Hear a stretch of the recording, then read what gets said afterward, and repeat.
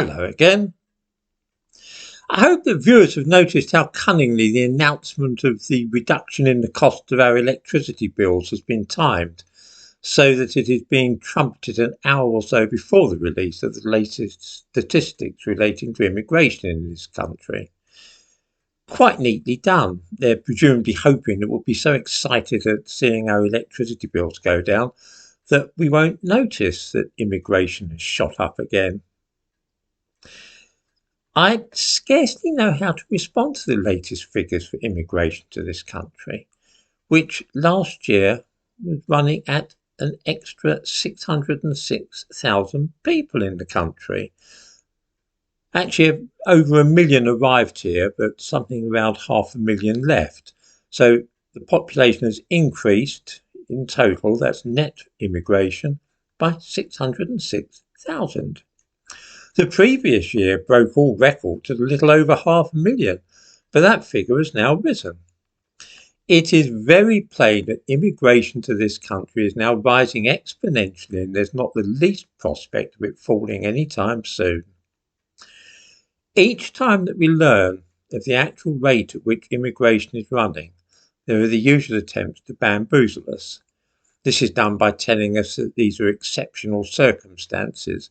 Perhaps COVID, maybe there's a new way of counting and that the numbers haven't really gone up more. It's just that we're now more accurate in how we calculate the statistics, or that many of the immigrants have come here to study and will soon return home, along with 100 other different excuses. The truth is that the population of this country is soaring, and that it is arriving foreigners who are responsible for that situation. Of course, we don't really need to rely upon any official figures to tell us what is happening. We have the evidence of our own senses. We know that half the people we see around the streets now are either black or brown or speak a foreign language. We visit a hospital and find that almost all the patients and staff are foreigners. That kind of thing. I wonder how enormously stupid our masters think we are. Do they really believe that we have not noticed the transformation of our country to such an extent that many of us now feel like outsiders in our own homeland? Perhaps they do think that. That little trick of telling us about our utility bills going down just before we learned about the huge rise in immigration certainly suggests that those in charge of the country think that we are dim-witted and likely to be so overjoyed at reducing our bills a little that we won't even bother about immigration. Those 606,000 extra people who arrived last year will all be entitled to use the National Health Service, of course. Every GP in Britain has an average of 1,700 people registered at their practice, which means that this extra 606,000 people will need about 350 new doctors just so they can all have a GP. How can we find that many new doctors in a hurry? Hey, why not recruit them from Africa and Asia? We can't wait 5 or 6 years to train our own doctors. This, by the way, explains why so many of the doctors and nurses one sees these days are foreign.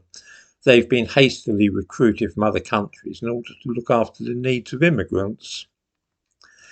Since the British voted to leave the European Union in 2016, immigration to this country has shot up, and it's continuing to rise to ever higher levels. In 2015, the year before the referendum, net immigration was running at 330,000. Now, 7 years after we voted for Brexit, it's doubled. This increase could hardly have been achieved without the willing cooperation of successive governments headed by Theresa May, Boris Johnson, Liz Truss and Rishi Sunak. We've been betrayed.